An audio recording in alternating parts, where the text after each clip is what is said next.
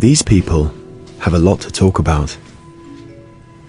They just don't know it yet. In a minute, we'll show them that they have more in common than they think.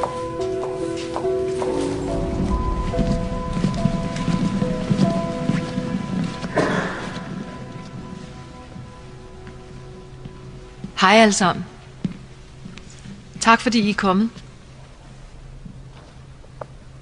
Thomas, vil du stille dig der? Og Aske?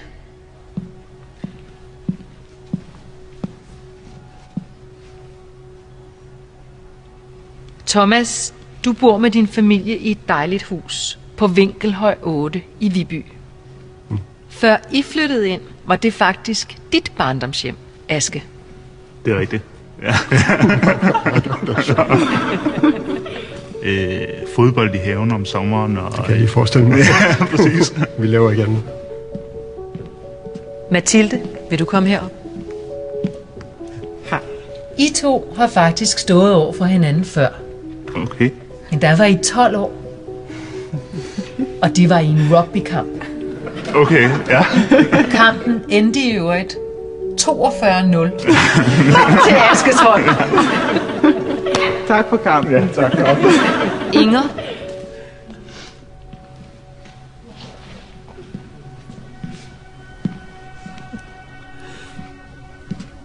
Mathilde, den nat, du kom til verden for 27 år siden på Christiania, var Inger det første menneske, du så. Var du min jordmor? Nå.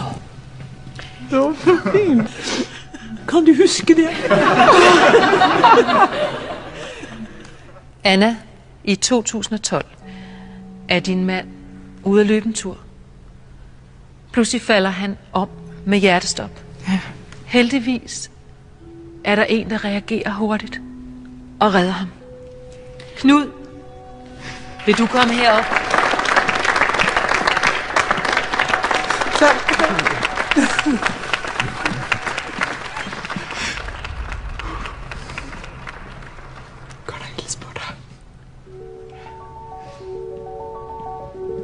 Just below the surface, a total stranger can turn out to be someone you're actually connected to. Det er godt et stykke tid siden. Someone who rouses forgotten memories. Like the very first kiss. Someone who reminds you that you're not alone. But that somebody else also has a bulldog named Prebin. Someone like Thomas, who put out a fire at Vibeka's place. Vi er så taknemmelige for, at brandvæsenet kom så hurtigt. Someone you've been gaming with for years, but Kender I to hinanden? have never met. Altamon, mød Lil Salt. Det er løgn. Du er topfraggeren. Jeg var fandme kendt den anden i 3-4 år, uden at nogensinde møde den anden, eller set den anden før. Altså. If we approach each other, we might find out that we share the same destiny. Rana og Macher, I kom til Danmark fra Syrien for 4 år siden. Dorit og Jan, I har en lignende historie fra 2. verdenskrig. Jeg har prøvet at være flygtning, og jeg vil aldrig glemme det. Det har betydet usigeligt meget. Og Rikke, det var din oldefar, der risikerede sit liv ved at sejle Jan over Øresund den oktoberaften i 1943. It's easy to mind your own business. It takes a little more effort to mind the community. But doesn't the feeling of having something in common, something that connects us, make it all worthwhile?